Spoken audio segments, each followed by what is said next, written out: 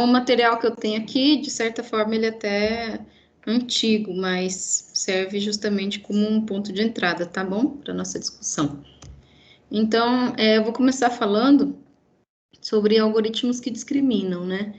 Então, a gente tem a ideia, muita gente durante muitos anos se alimentou a ideia de que quando a eliminação do fator humano na tomada de decisões fosse feita, ou seja, quando não tivesse, né, decisão de pessoas, né, que muitas vezes têm seus próprios vieses, suas crenças, religiões, os processos seriam mais corretos, né? Mas isso tem se demonstrado uma mentira, né? Uma falácia. Então, hoje as tomadas de decisões feitas por algoritmos, muitas vezes elas são enviesadas, elas discriminam, e muitas vezes discriminam sem nem justificar o porquê, né? A pessoa discriminada, o grupo discriminado, muitas vezes não consegue nem entender o porquê daquela segregação. Isso porque os algoritmos dessas tomadas de decisão são constituídos a partir de dados. E se esses dados têm alguma parcialidade em relação a determinados aspectos, esses preconceitos são replicados nas tomadas de decisão. Então, é o que a gente chama de uma base de dados enviesada, né? Ela não representa com legitimidade a realidade. Então, se ela não representa a totalidade, as decisões também não vão ser justas com a totalidade. E aí que começa todo o problema que a gente vê hoje na área de IA. Então, o primeiro caso que eu trago aqui aconteceu em 2016. Naquele ano, uma pessoa, um ativista, fez uma busca no Google pelas três palavras, né? 3 adolescentes negros. E depois realizou a mesma busca, uma outra busca, mas agora com 3 adolescentes brancos. Quando ele buscava por 3 adolescentes negros, as imagens que vinham para ele eram similares às que estão representadas aqui à esquerda. Então, eram meninos pardos, negros, né? E sempre não, mas em boa parte das vezes, numa situação em que eles estavam sendo repreendidos por provavelmente terem cometido algum delito. E quando ele buscava por 3 adolescentes brancos, o contexto mudava totalmente. Apareciam adolescentes felizes, em grupos, bem vestidos, né, escutando, né, com seu fone de ouvido, com bolas, o que sugere que iam praticar algum esporte. Então, era um contexto totalmente diferente. E não tem por que o resultado da busca ligar a simples a string, né, 3 adolescentes negros com esse contexto de violência, de crime. Né? Então, ali foi um caso de discriminação por algoritmo. Né? As narrativas que a gente encontra na internet, nas mídias na internet, envolvendo negros, são sabidamente diferenciadas. Em 2014, por exemplo, 51% dos crimes violentos de Nova York foram praticados por negros. Então, naquele ano, metade dos crimes, né, violentos tinham como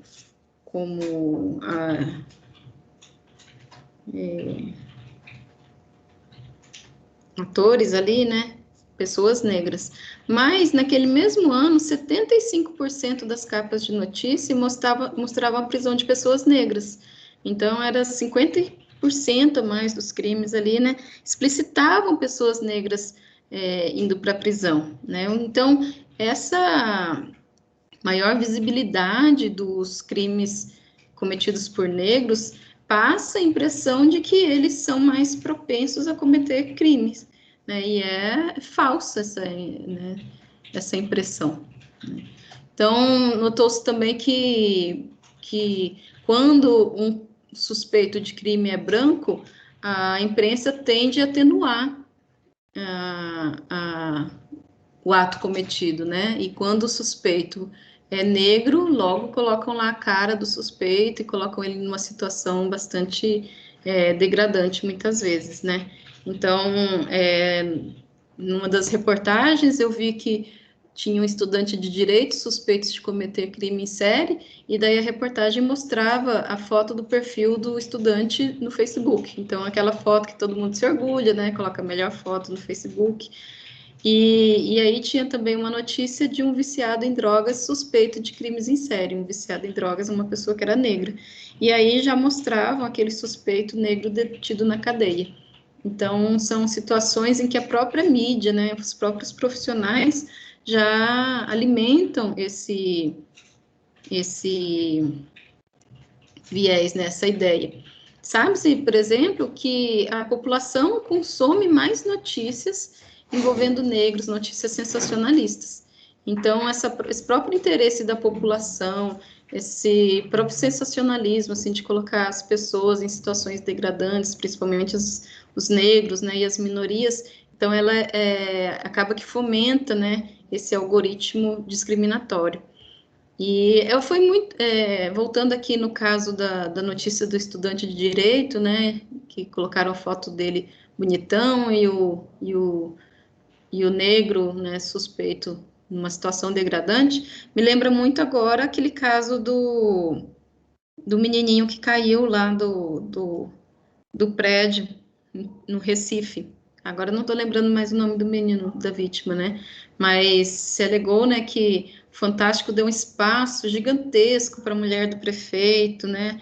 Explicar o que aconteceu, pedir desculpas. E a mãe do menino, que era vítima, teve ali 5 minutos e nem pôde dar a réplica, né, para tudo aquilo. Então, sempre a mídia favorece, né, tende a favorecer o branco e o negro favorecido.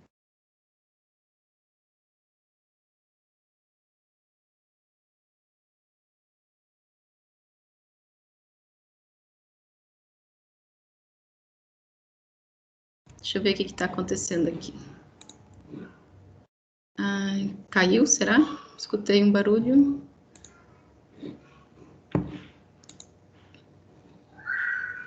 Tá falando aqui que minha rede está ruim. Vocês estão me escutando?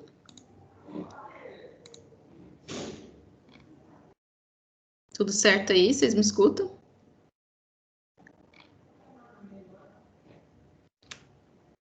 Legal. Tá, então vou continuar, tá? Qualquer coisa, me chamem aqui pelo mic. Tem uma marca de roupas, sapatos, chamada Old Navy. Essa marca, ela pagou por um comercial, uma propaganda de outdoor, em que aparecia, assim, várias pessoas de diferentes etnias, e apareciam negros também ali. E daí, muitos clientes da marca rechaçaram aquele comercial, disseram que não se viam representados, né, por ela e que não gostariam de usar a mesma roupa que negros usam. E daí a marca decidiu que tiraria aquela propaganda consagrando a diversidade em prol para atender os clientes ricos dela, né? Então foi lamentável o que aconteceu. Provavelmente hoje ela não tem mais essa prática, assim espero. Não pesquisei mais a respeito.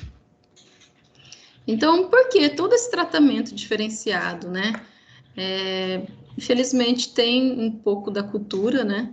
E acaba que quando essa tendência da população alimenta os conteúdos da internet, esses conteúdos alimentam os algoritmos e algoritmos representam, acabam que replicam o pensamento da população. Então, quando a gente fala que os algoritmos são discriminatórios, não são bem os algoritmos, né? Eles só estão replicando o comportamento da sociedade.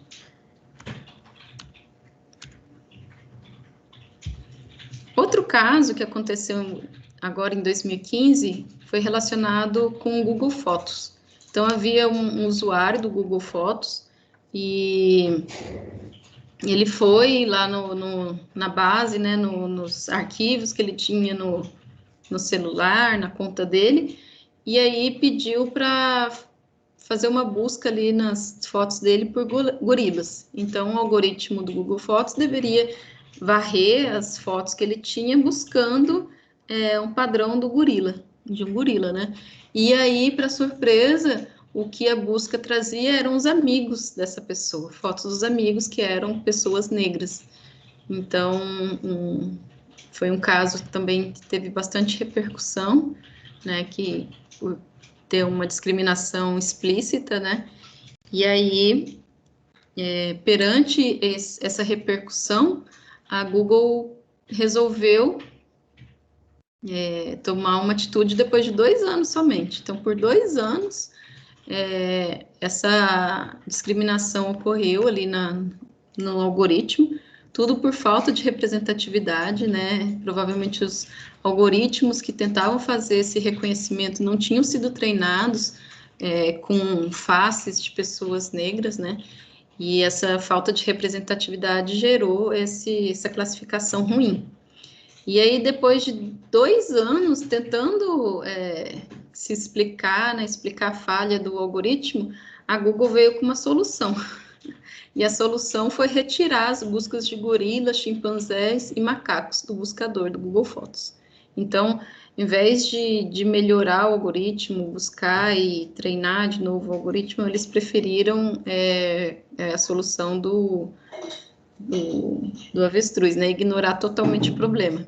Então, nesse caso, se a pessoa colocasse ali, depois de 2 anos, a busca por gorilas, não aparecia nada, né? Então, foi bem delicada a situação.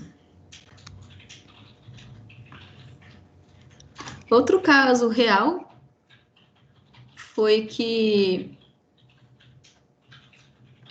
uma empresa que analisava currículos, né, a partir de uma base de dados com milhares de exemplos de vagas anteriormente preenchidas por homem, tomava uma decisão de dar os melhores empregos para candidatos do sexo masculino também.